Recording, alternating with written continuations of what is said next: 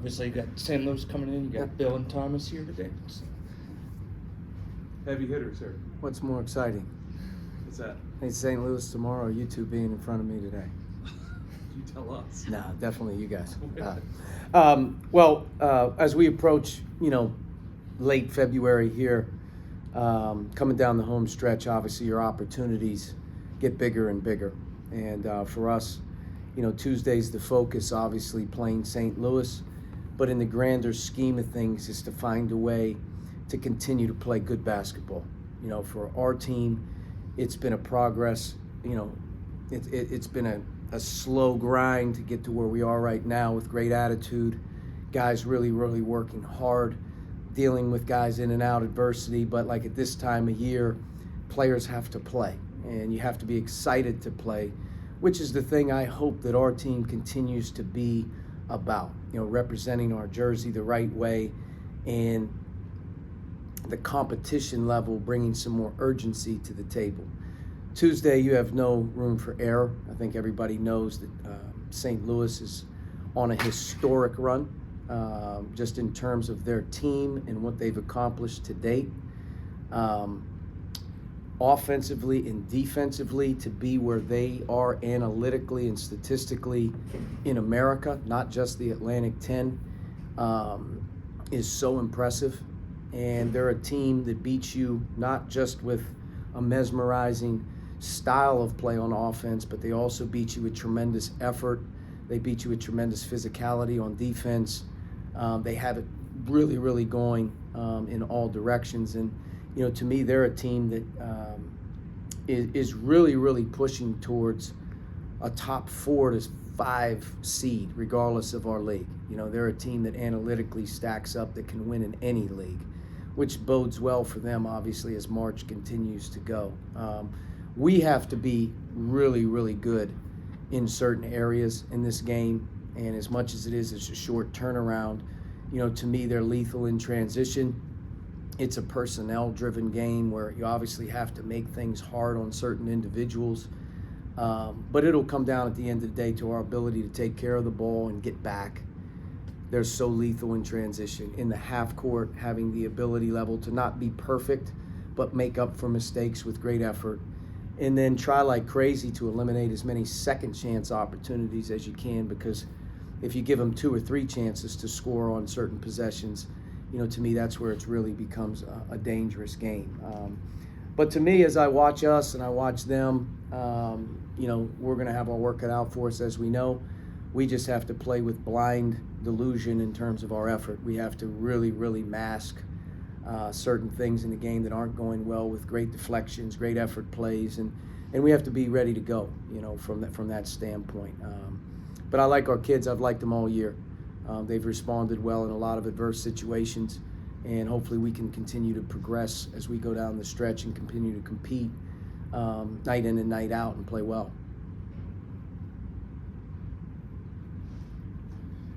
This era being what it is, with players coming in and out, obviously you guys have pretty much a brand new roster. How much is there to be said for them having a little bit of continuity year over year in terms of their progress and how they've come together? Great model. Obviously, coming in year one, establishing what they were able to establish from a bringing in, but retention and then addition.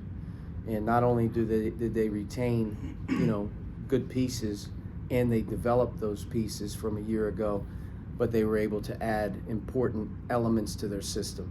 When you bring in a Sharma, when you add in a Dunlap, and you look at Trey Green in particular, it just bolsters their style of play at such a unique level around some of the pieces that really know what they're doing. And I think from a blueprint standpoint, wouldn't every team in college basketball say, let's bring back our top 4, 5, or 6 every year, let's grow them older within what we do. We have players able to teach what we do, and then, hey, as we sprinkle in the needs, let's blend that thing together. But they have a model from year 1 to 2 that I think, you can see where they wanted to go. It built to their style, it retained good players, and at the end of the day, there's not a more complete 9 that we've seen all year, but just in terms of what they are able to do on a nightly basis and as they move into the rest of the season, you potentially have 8 to 9 double-figure scorers on a given night. You're shooting almost 45+% from three as a team. You have a 5-man who's really, really unique. That's a hard cover, and they have a lot of answers. I think the thing that's most impressive, and you get caught up in all the shooting and all the threes, their defensive numbers are so staggering in what they've been able to accomplish that the role definition, the buy-in, the size, the effort, the pressure, the things that they're doing. I was saying it a month ago, but when you are the number 1 or 2, depending on the day you look at the numbers, effective field goal percentage offensive team in America and effective field goal percentage defensive team in America, any coach that wakes up and looks at those numbers says to himself, boy, we're doing something right.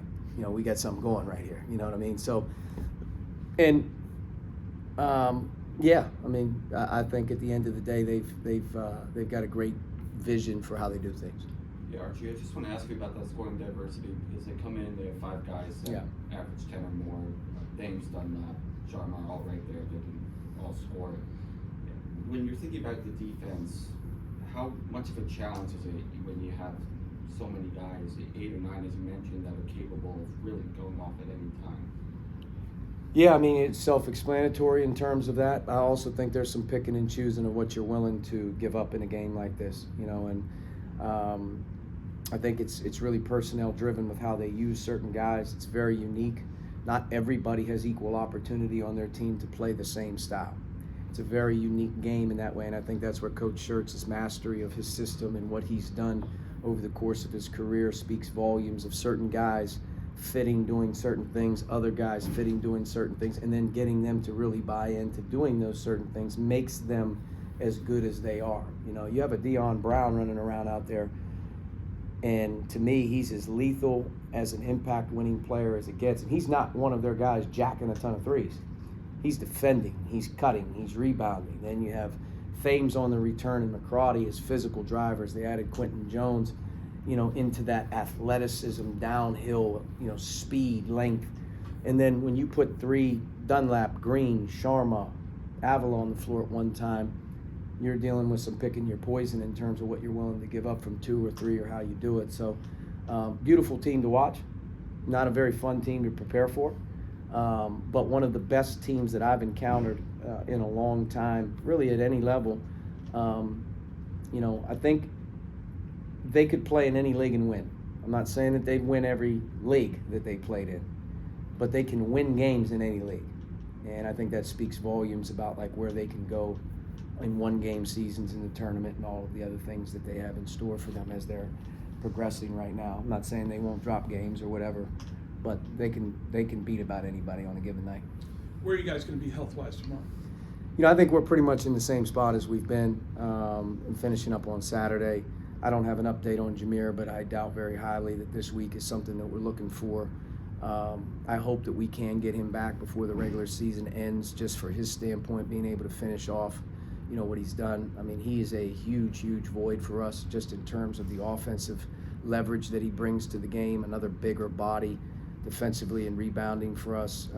He adds a lot of playmaking for us, but I'm hopeful that Jonah will continue to progress as the season goes. I know he won't finish 100% this season, but hopefully as he goes along, he gets more comfortable and whatnot. But we're pretty much at a standstill in terms of that. Josh Schertz is a name that's going to come up in the coaching carousel here, whether or not he wants to stay at St. Louis. Yeah. I don't know him at all or his aspirations. But I would ask you, as someone who's been in the middle of that, obviously at Dayton, I'm sure your name came up, however many times when you guys were winning and going to NCAA tournaments. What's it like to be in the middle of that? I think the biggest thing that you try to do is to keep 2 feet on the ground where you're at, and you take care of your own business. I don't believe that you can get distracted with any of that, and I'm not speaking for him. I'm just speaking for me. The thing that you don't want to have happen when you're having great success or you're just focusing on making your players better is anything to be about you. And you're not in a place because you did something extraordinary. You're usually, as a coach, in a place because a lot of people around you, from administration to your staff to your players, have all come together and put something together that's really worth watching and looking at. And but I'm sure it's 2 feet on the ground. You know, I don't think I handled anything any differently than I would, whether it was going good or bad. You know, I think it's about today. You know, and if there's any slip, the scary thing about momentum is it can flip on you really quick when you're distracted. And I don't think that distractions are good for anybody in a good way or bad way. The players are chronically online. I'm sure they would see that sort of thing if they were to come to you, you know, in one of those situations and say, "Hey, coach, are you going to leave us?" Is it maybe different now because they're thinking of leaving as well? They're all essentially on 1-year deals. Yeah, maybe. You know, maybe I think that you probably want to hit anything that comes with an elephant in the room probably head on, whether that be individually or as a group. But I don't think at the end of the day you want to focus any attention on anything other than the task at hand, unless it needs to be. But you're probably right. I mean, in today's world, there's no secrets, you know, out there publicly. To be honest with you, you very rarely create any of it yourself, or your team creates very, very much of anything yourself, good or bad. You know, I think at the end of the day, you know, there's a lot of smoke screens out there that just, hey, this sounds good, you know, let's put it out there. But it's really a one day at a time approach, and especially as you get to this time of year. This is a hard time of year for players. It just is. It's mental fatigue. It's physical fatigue. It's light at the end of the tunnels right around the corner. And, you know, freshness is a big part of it, mentally more than physically. As much as you're banged up and as much as you're going through it, you want your guys to enjoy showing up every day and staying with the process. And, you know, it's one of those fine lines at this time of year. How much is too much? How much isn't? But, like, sometimes the mental aspect of things, over talking, over describing things, and wanting to be, it's really not about that. It's about, you know, how much better can we get today, you know, and how much better can you keep getting at this time of year? Because this is a time of year at the end of the day you want to enjoy. It's hard to enjoy it at this time of year sometimes. There's stress, you know, there's a lot of things going on. So, you know, more than anything, be good today, you know, and just be here today, because anything else, you know, to me doesn't really matter in terms of the grand scheme of things. You can't really get to the end until you get to the end, so you better do it right on a daily basis. And you mentioned, you know, it's getting a little late. You guys have to respond. Rather quick turnaround from Saturday's game. You guys have won 4-5. You dropped the last 2. How much confidence do you have in this group being able to turn the page? Do you feel like they did that after Saturday? Or Our team's been very consistent in that regard, you know. And early in the year, setbacks, stay with it. You know, middle of the year, setbacks, stay with it. Play good ball, stay with it. I think that's just been the makeup of our group, which I'm proud of. And at this time of year, that's sort of what you're looking for, is that commitment level to doing things the right way. We have that.